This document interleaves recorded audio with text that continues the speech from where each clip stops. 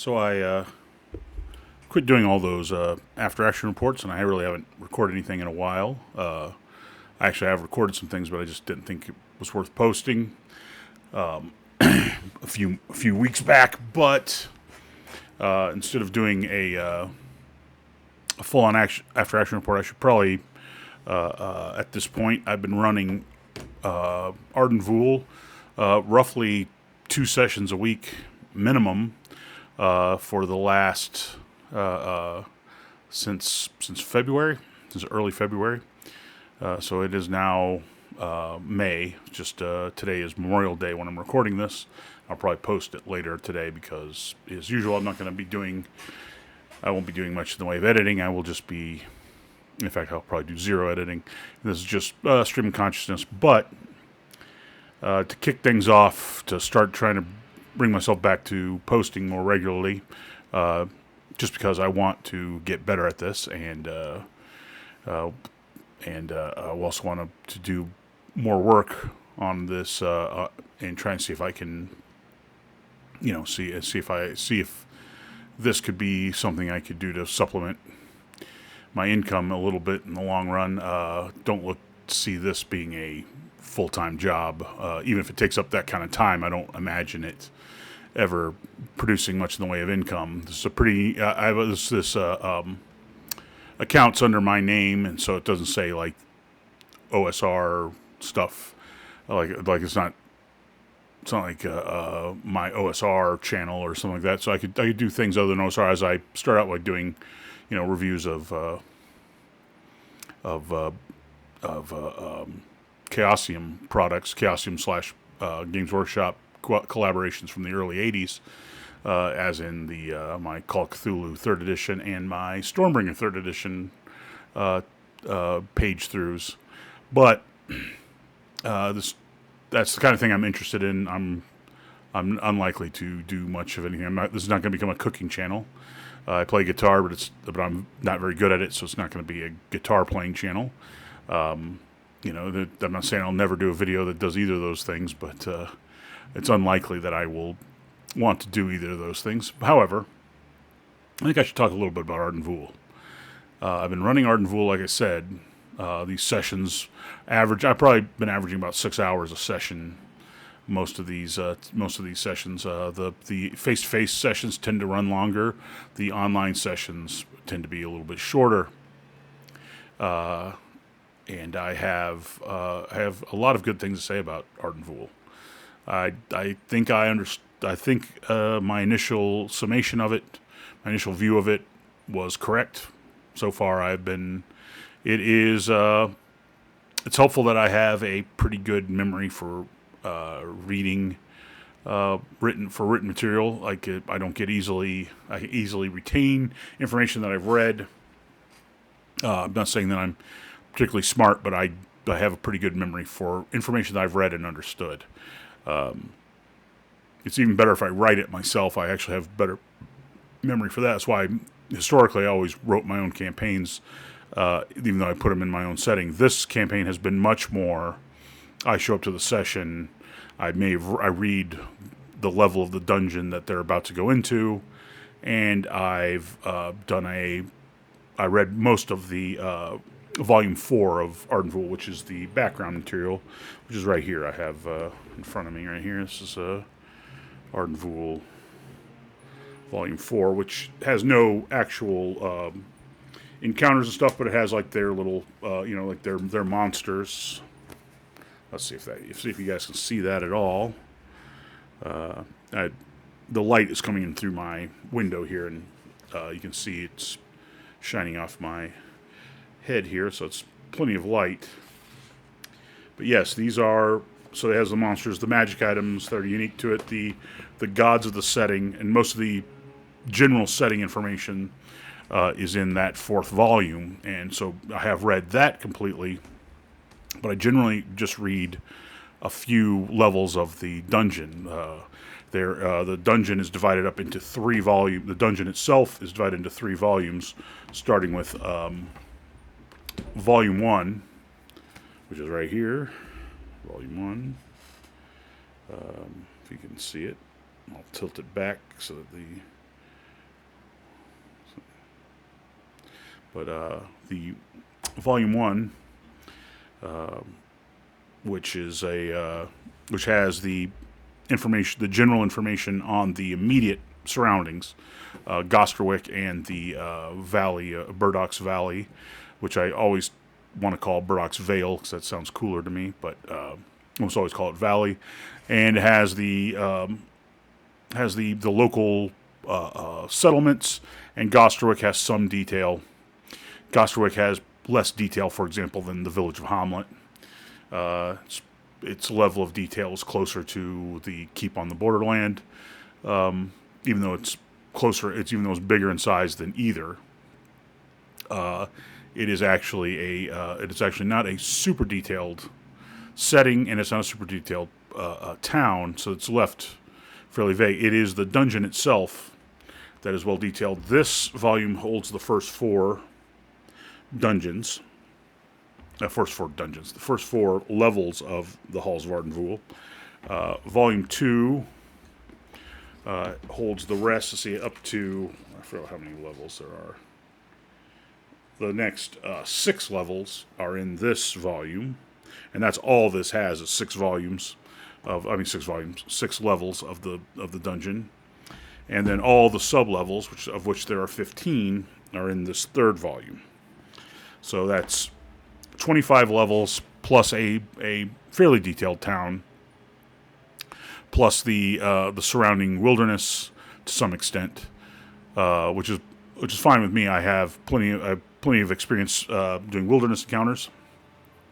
There's always the random encounters in the back of the DMG to use for this, because I'm not running this using OSRIC.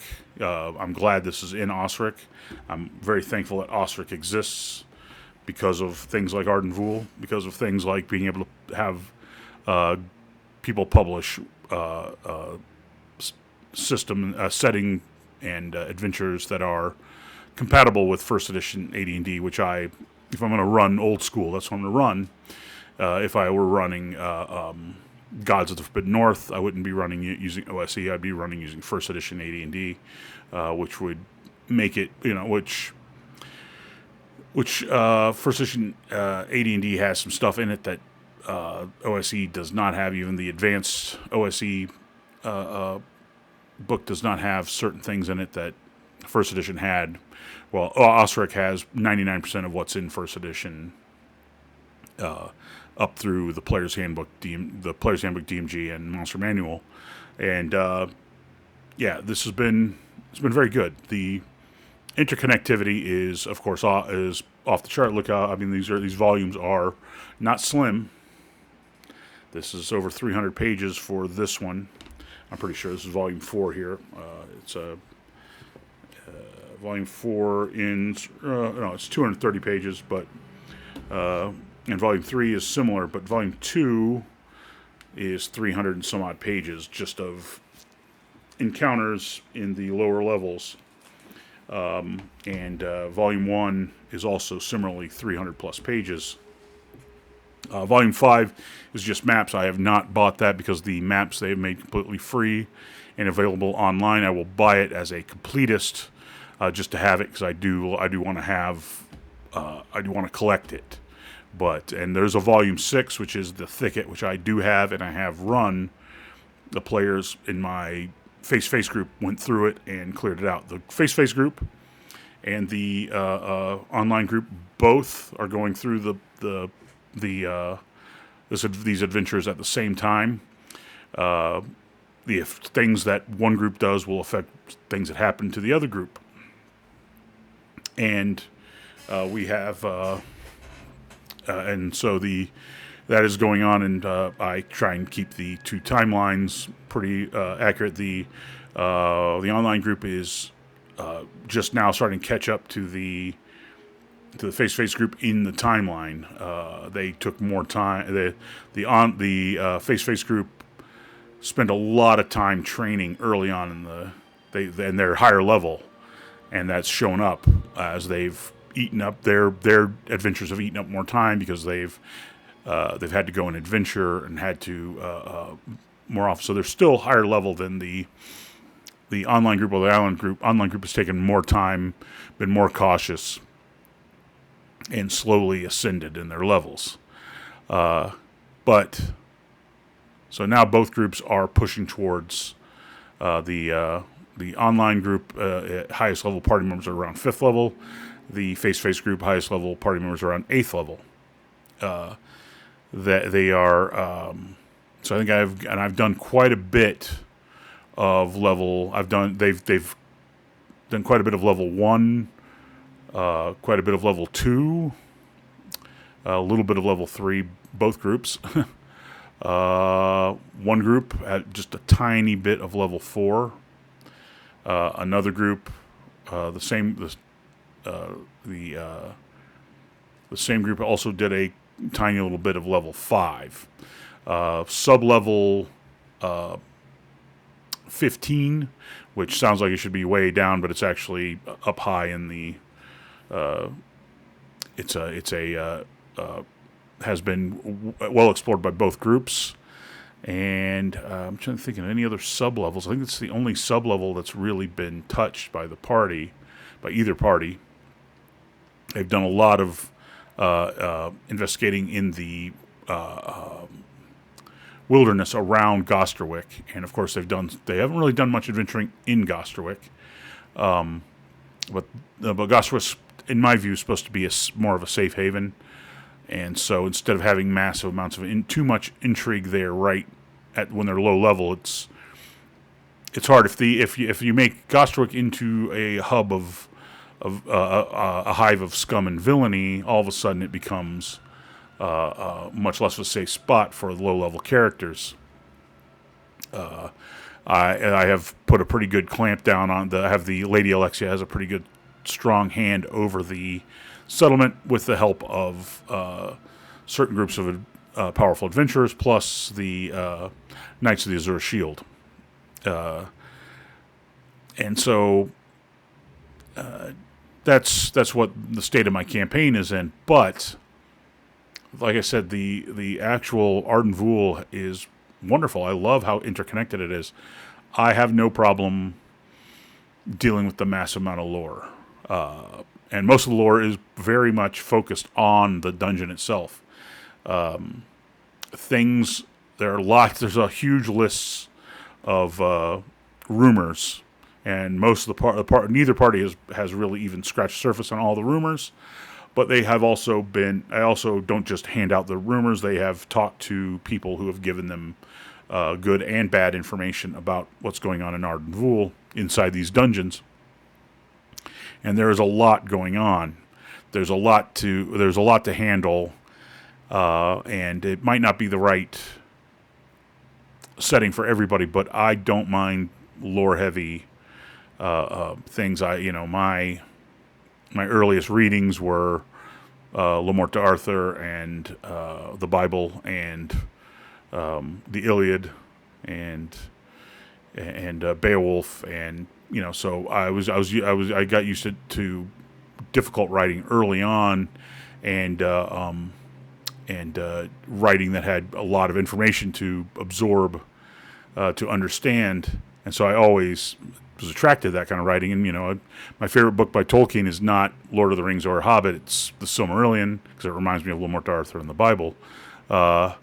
It is so I don't have really a problem just reading vast amounts of lore and information. First edition AD&D rules are second nature to me, so I don't really bother translating things from OSRIC to first edition. I just run it as if it's first edition, and where there's any discrepancies in the actual volumes, I just stick with what's printed in these books, unless there needs to be some sort of a ruling and I have to choose something, and then I default to whatever it is in the Monster Manual or the Dungeon Master's Guide or the Player's Handbook. If you're looking, the NPCs in the setting are pretty sketchily drawn, which I like. They don't really paint you into a corner on what the NPCs are up to. Lady Alexia, who's the ruler, is painted in a certain way, but I'm given very little personality information on her, which again I like. That's actually where I don't need vast amounts of lore. I don't need to know what the Lady Alexia's favorite foods are, how she likes to dress. I don't need to know that. I don't look for that in my that specificity in that area and detail in that area doesn't help me. However, specificity about the dungeon goes on, how secret doors are opened. That's nice. I like some secret doors. It's vaguely just there's a secret door there, but some of them also they have special triggers and things like that. What the traps are, where the traps are, how you secretly open. They opened a secret door on my Saturday group, my face-to-face group, just by having one of the party members read something in Mithric. And it opened a secret door just because those words were said out loud. Things like that. That's fun. I like all that sort of thing. There's there's tons of detail, and I get that some people might be a little overwhelmed by the detail, but again, I don't find it to be confusing to read. Even though some of the actual individual rooms within some of these things are 1 to 2 pages long. I haven't seen one that was longer than that, but some of them are pretty long. They have it pretty well organized. They have little italics saying what this is as the players look through. I'm pretty good at. I read this. I tend to read the levels before they go in, so I usually have a pretty good idea of what I should say and what I shouldn't say. Every now and then, I make errors and I just roll with it. Sometimes I make errors by giving too much information, sometimes by giving too little. Anyway, but those I don't think that that's a structural problem to the book. I really think it's well organized. I really genuinely think it's well organized, easily cross-referenced. There's constant cross-referencing within, like, for example, there's magic items, and at the bottom of the magic item it says where the magic items can be found. A few of them it says it'll have like 1 or 2 entries, 1 or 2 rooms, and then it'll say, and then in various random places. So, which is obvious. This item will show up a ton of times, but some items, it's only in the module 1 time or 2 times, and it'll have exactly where that is. Very helpful for that sort of thing, and also where NPCs are, where monsters are. Same thing. It's very well cross-referenced. It's easy to find information. I rarely am just blown away by like, oh man, it's too much effort. Again, I do have pretty good reading comprehension, have pretty high retention of reading. Not everybody is in that same boat. I understand. So I understand why people like the bolding and the bullet points. The bullet points, I find most of the time the kind of bullet point thing doesn't really work all that well. They might as well not have the detail in there and let me just, so for example, when I was thinking about this, I was thinking about also using Stonehell. Stonehell's very much more bare bones, and that was fine. I think Stonehell would have been a good choice. I haven't read through the whole thing, but it looks like a really cool Megadungeon 2. And I was also thinking about Gods of the Forbidden North, which is not actually a Megadungeon by itself, but a mega campaign in and of itself. And I think all 3 of them have their own little takes on it, but I thought Arden Vul is a little bit better than the other 2 as far as the way things were presented. If I was going to do Stonehell, I think I was going to take Stonehell and put it in the Forgotten Realms. Because of its bare-bone nature, it makes it a little easier to move. You actually could move Arden Vul anywhere. You can pretty much ignore the background lore of the world of Magi. I'm not sure how you pronounce the world setting. You can put Burdock's Valley in Forgotten Realms, Greyhawk. You could definitely put it in the Wilderlands of high fantasy. I'm sure that there's places in other settings that are eluding me right now. I mean, it'd be hard to put this into a a campaign set in Dark Sun, but it would not be hard to put it into any of the more standard AD&D, early D&D, OSR style settings. It would be Burdock's Valley could easily be a valley in the north end of north end of the Great Kingdom, or in Nyrond or Furiondi in Greyhawk. It could also be in somewhere in somewhere in Symbia, or it could be in the Stonelands north of Cormyr in the Front Realms. It could be in the Savage North, and it could easily also be in a place like or Tethir in the Forgotten Realms. I'm only familiar with the Forgotten Realms up through the early 3rd edition stuff, and I don't really like where Forgotten Realms went, even in late 2nd edition, very much. So I pretty much stick to that. But that's so. I mean, there might be other even better places in the 5th edition version of the realms where it could be stuck, but I wouldn't know. I just don't. I never followed that. I decided to put it in its own setting, just because I wanted the lore to be very much focused on the Arden Vul itself. You could definitely, when I was thinking about putting it into the realms, though, the one place I did actually think about doing was in somewhere in near Thay, in Mulhorand or something, because of the Egyptian god theme that's in it. Thoth Set. Thoth versus Set is a very big thing. I also wanted to have Priests of Mitra. I've never had a campaign where the Priesthood of Mitra was a part of it, and I like it just because I'm a huge Robert E. Howard fan. I just like having a deity that was brought into Dungeons and Dragons through the works of Robert E. Howard, and it's showing its OSR bona fides by having Mithra, Thoth, Set, the wonderful, just any random gods from Earth's various pantheons, ones that were in either gods, demigods, and heroes, or of course deities and demigods, legends and lore from 1st edition. I think the world setting, it's okay. It's a fantasy Byzantine Empire, fantasy. The old Roman Empire fell. This new Roman Empire has risen up. What is the continuity? The Wiskinga are basically Vikings.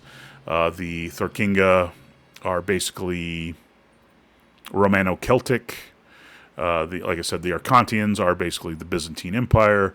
The Kumas are basically Huns / Mongols. There's an elven forest. There's a dwarven kingdom or two. That doesn't have gnomes, which I like, but they replaced the gnomes with goblins, which I do not like. So I kept the goblins, though. I kept the goblins, but I made them much, much more like the half-orcs, and I didn't. The implication in the setting is to make them more like the gnomes, but I made the other than giving them the ability to cut gems like gnomes do, which is mentioned somewhere in the DMG, the Dungeon Master's Guide. I just kept the goblins as being thiefy half-orcs, whereas half-orcs are fighter assassin type. The Imperial goblins in my campaign are much more centered around being masters of the underworld, in the not being thugs. The humans are the muscle, and the goblins are thieves and the like. And let's see if but the world itself, which is kind of interesting. I mean, it has halflings. I don't really like halflings or gnomes very much as personally. I like hobbits in Lord of the Rings, and I just don't think that any setting needs two small races. I don't think gnomes and halflings belong in any campaign. Most people would tend to have the halflings be in there. I would probably, if I were designing from the ground up, I would not have the Imperial Goblins and I would not have Halflings. I would focus more on the humans being. I might not even the way I've been lately. I'd also might not even have elves and dwarves. Just have it be an all human, and maybe have a subterranean race of humans, which I did which I do if I ever ran my own setting. I have my own little ideas jotted down from, the last 40 years of running D&D, and I never really only ran a short campaign. But anyway, I'm getting away from the Arden Vul. I mean, I wanted to run a Megadungeon, but a Megadungeon need to have something that keeps drawing the players back in. And there are a few things that the party has not yet encountered that I think will really draw them in once they encounter these things. They keep tiptoeing in. The reason why they keep doing that, though, is for a very good reason. Dungeon exploration can get very, very dicey very, very quickly. And since it can get very dicey very quickly, and I'm a pretty rough game master, let the dice fall where they may. The party has yet to have have one of the player characters die and not be resurrected. One major character did die. It was an associate NPC, but the way it's been run, it's that character is basically a PC level character being run as an NPC by me, but a lot of the decisions are being done by a player in the group. She died and had to be resurrected. Rolled a resurrection roll. She actually survived. Also got level drained, which also helped set back that party a little bit because a lot of level draining happened when they fought a large number of undead. But yeah, I see how my players are all being properly cautious, and how they are interacting with the dungeon the way I imagined they would, the way I would expect them to if this place is supposed to be a little bit frightening. Dungeons are supposed to scare you. You're not supposed to just go in and clear them. They're not supposed to be tackled all at once. These mega dungeons obviously cannot be. It's literally impossible. That's what makes them wonderful. That's what I want. But that's what I wanted. And that's the other thing that I wanted for Arden Vul was that I didn't want to have to generate my own lore to interconnect it. I wanted to have that ready-made. If I was going to run two groups at the same time, Arden Vul was my choice, mainly because of how much detail there was. The detail actually drew me in and made me want to run it. I want them to discover these things that they haven't. I'm trying to be a little spoiler free here on my talk about this because some of my players watch these videos, so I don't want to give away, the little things that have already gone. I could go into a great deal of detail on what I really like about the setting. There's certain things that they have not found out about yet, or that they only barely know about, that are super fascinating. It's a well thought out. As much as I have a criticism for my criticism of the world is that it's lightly designed, but my criticism of the dungeon is not that. I don't really have a serious criticism of the dungeon itself. It actually is a masterpiece. The dungeon itself, the maps are wonderful, easy to read. Only problem is, they can't be printed out on this printer back here. I can't really print out most of the levels on a 8.5 by 11, 32 weight, 98 bright paper that I have. It's wonderful paper, but the dungeon levels are too vast for the most part to fit onto a single sheet of paper. But I do run using my, there's a screen I'm staring at right here, my screen of my when I'm running online. It's I can run pretty well off of that, and then I have printed out large maps from the printer at Staples, which is across the street from me. They're a little bit expensive, but I haven't printed out. I don't have to print out every single one right away. I can print out when they need them. If I need to print out level 6 and 5 and 7, I will eventually. I only printed out so far levels 1, 2, 3, and 4. Sub-level 15, though it's a large level, is it can be printed onto a 8.5 by 11 without effort and still be read. The maps are available free online. You don't have to buy the $60 hardback to have the maps. So, like I said, with this, even though this has got the first 4 levels of the dungeon, it has no maps in it. So you have to use the maps online, which is not a problem for me. I don't see that as a problem. What that means is that these books have way more information in them. They can fit a lot more in if you have the maps in a separate publication all by itself, and it's available free online. If you don't want to even get I'm going to get it, like I said, as a completist, but it's completely unnecessary. They're available for free, and I really can't recommend it highly enough if you want to run a Megadungeon. If you want a ready to go adventuring world and explore, well, I mean, it's got some neat ideas. I don't think its ideas are better than the Forgotten Realms or the Wilderlands of High Fantasy, it might be better than Wilderlands of High Fantasy. Wilderlands of High Fantasy, I have a very mixed view of Wilderlands of High Fantasy, but I don't think it's better than Greyhawk or Forgotten Realms. But I would say that it's better than. I think it's one of the best of the Mega Dungeons. The only Mega Dungeon I would compare it to would be Stonehell. Is the other one that I would say that would be the only real contender for Mega Dungeon-dom that would be on my list.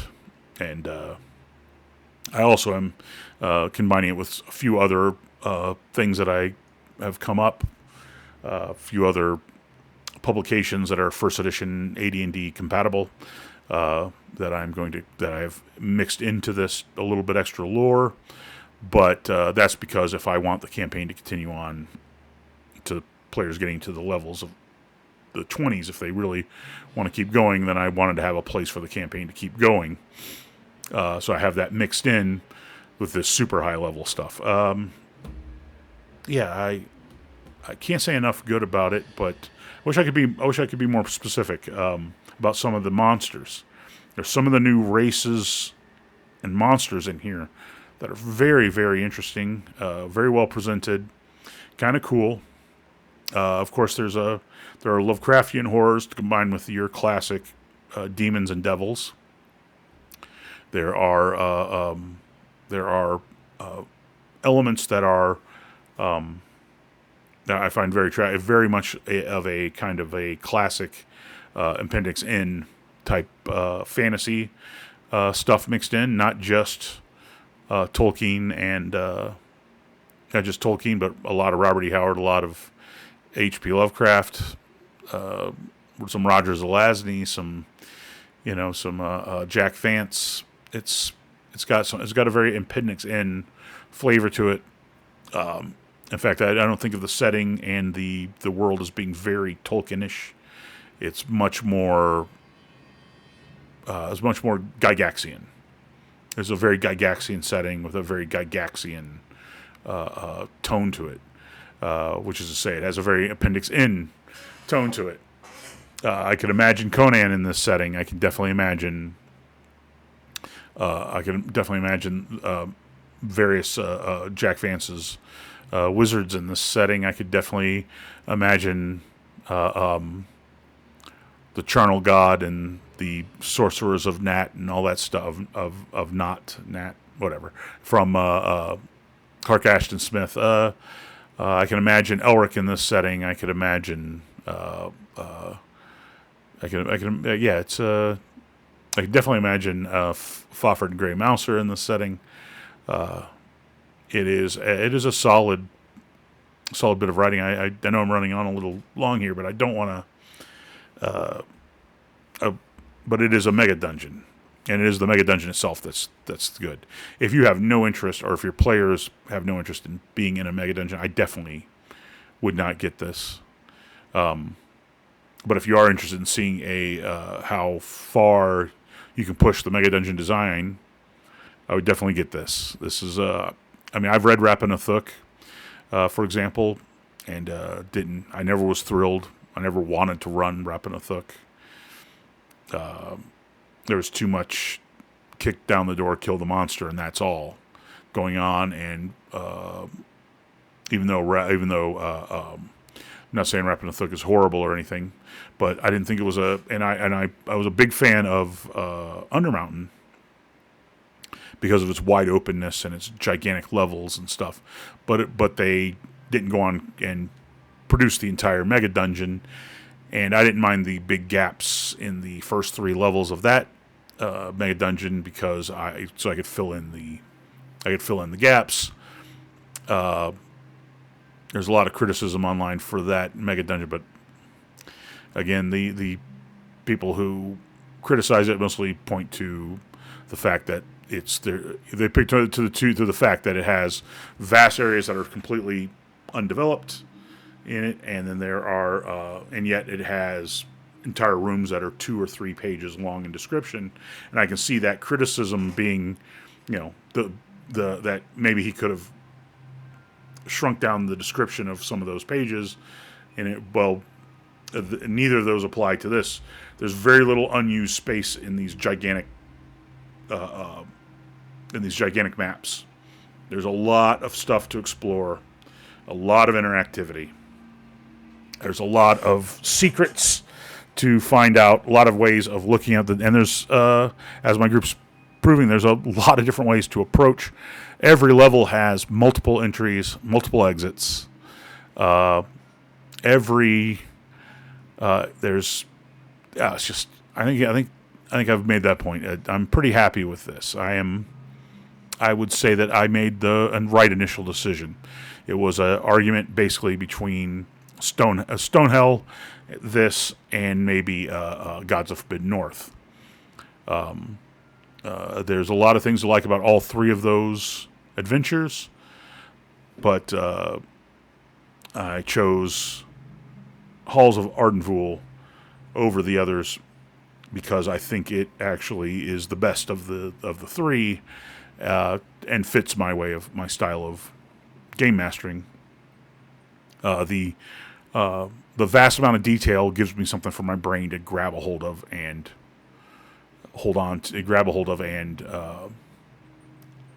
use. I find it inspiring. I don't find it cumbersome. So, other people might find that decision to be strange, but I pretty much have all the lore of the first and second edition Forgotten Realms memorized. I have pretty much all the lore of the first edition version of Greyhawk memorized, and some second edition stuff.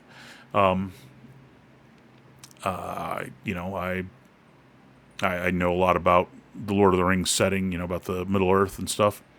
So lore heavy, Warhammer 40K is attractive to me, mostly because of the lore. Same thing with the old world of Warhammer Fantasy Battles. That's what attracts me about Lamorte Arthur and the Arthurian legends. Is what attracts me to Dune. Some people enjoy reading about lore and integrating it into their game, and some people find that a crushing bore.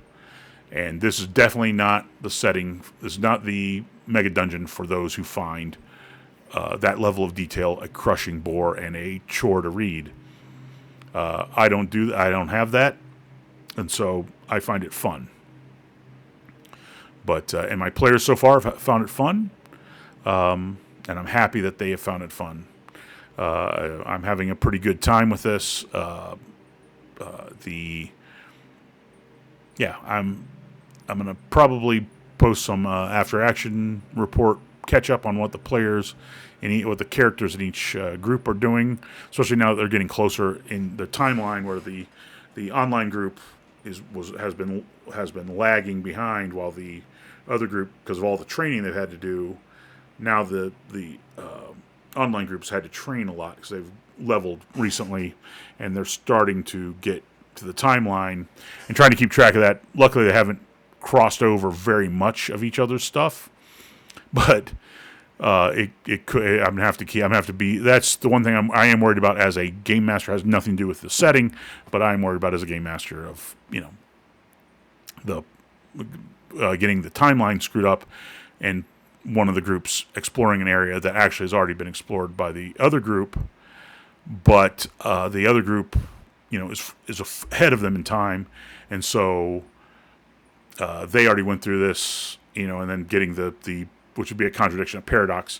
I can probably hide it on my end that I screwed it up, but it'll be difficult to. But if they ever compare notes and go, hey, we went through the exact same spot and found the exact same adventures, it does make me look like a kind of a dummy for allowing that. So, I would say, I don't have a rating system. I think the rating system I used, there was a guy named James Bowman who used to review movies, and his fans demanded a star review system, so he had a very simple star review system. He had 0 stars, 1 star, and 2 stars. 0 stars, same old crap. 1 stars was worth it, and 2 stars was excellent. So I would actually give Arden Vul 2 stars, as long as you want a Megadungeon. I would say if you just if just want to read and get a real sense of scale in a Megadungeon, I don't think you can go wrong with Stonehell. But I haven't run Stonehell, so don't quote me on that. But I think if I were going to run I've read through Barrow Maze, I've read through the Achaya, and I've read some of Dwero Deep, and I would still say that my favorite of the bunch is Halls of Arden Vul. I would put it as a 2-star Megadungeon, but if Megadungeons aren't your thing, I still think it's I think it would be much easier to steal ideas from Barrow Maze and that stuff than it would be to steal it from, because of how integrated the levels are and what's going on in the levels. I think it would be very difficult to just steal ideas from here. Though there are a few things you could probably do. I think it'd be much easier to steal ideas from Stonehell and from I forgot the name of the guy who wrote all those. Is it Gillespie? Gillespie, who does all those Barrow Maze and all that. I think his stuff's much more modular. You could steal stuff from him all the time. In fact, I have, and I will continue in the future to do that because his stuff is actually quite good too. But it's not as thoroughly integrated, and especially like Barrow Maze, there's a more sameness to it than there is for Arden Vul, which has not just undead, but tons of different stuff. I think the close comparison would be Stonehell and Arden Vul. I think if it came down to it, it would be which do you like? Which do you prefer, the spare version of the descriptions, the more concentrated the more the spare descriptions, the less wordy version is Stonehell, and perhaps to some people Arden Vul might be a little bit over wordy. I don't really think so. I think they pretty much struck a pretty good balance.